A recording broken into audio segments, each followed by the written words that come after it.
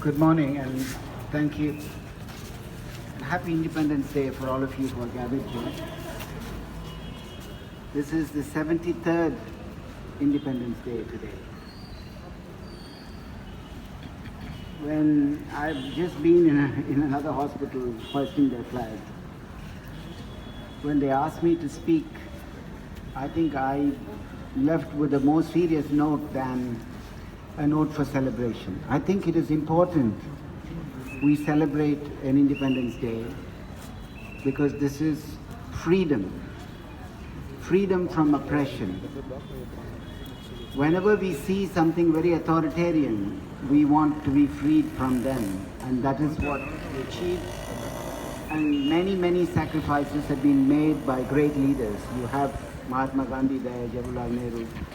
There are thousands and thousands of people who have given their life. I mean, you only need to look at what happened in Punjab, in Jallianwala Bagh. 3,000 people were shot down within minutes, really, by the Western forces, by the British forces. So we are happy that we have independence. But what I want you to think about is, what is true independence? What is true freedom? In 73 years, what have we achieved? And I think every one of you can contribute to the betterment of our country. But then only I simply ask, freedom is the time when our women can walk in the streets without being afraid of walking alone in the street. Freedom is when you send your children to school and not worry about them not returning back. Freedom is when there is enough food for all, there is no starvation. I mean, what is freedom if a man can't feed his child in one day? And what is freedom if you have got no roof on your head when it is heavily raining?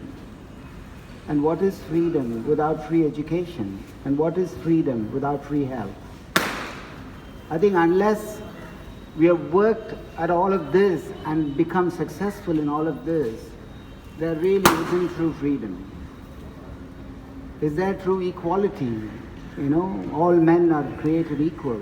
That is in American Constitution. And we said that much earlier than that. Pirapokkum ella uyirkum. This is 2,000 years ago, a statement made by Thiruvalluvar in our own. But do we still regard that everyone is equal? We still have a caste system. Our elections are based on caste and creed and religion, and there is even more polarization today than ever before. Even in the United States, there is polarization, white supremacy, and people are getting killed. So I believe that real freedom is when a woman can live independently in this country. Can a woman live independently in this country without the support of men around them? That is when we really would see freedom.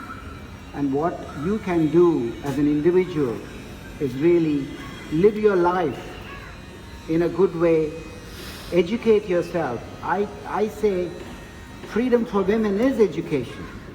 There are many women who are stuck in difficult domestic situations because they are not independent. They can't get out of the situation. So for families and for people, what I would say is the freedom is looking after yourself. This country will come up. If you and your family, you don't need to look after anybody else. Look after yourself, and everybody looks after themselves. Educate themselves, make your own living in a good manner. That itself is enough for this country to become free. And it's only then we won't be ruled by people who are oppressors of us. So that's all is my message. And finally, I want to leave you with what JFK said, John F. Kennedy said. Do not think of what the government will do for you. Think of what you can do to this country. Do not think of what the country will do for you. Think of what you can do to this country. And everyone will contribute and can contribute in their own little way, actually by looking after themselves and looking after the people around you. And that would be my really thought of the day for you. Thank you very much.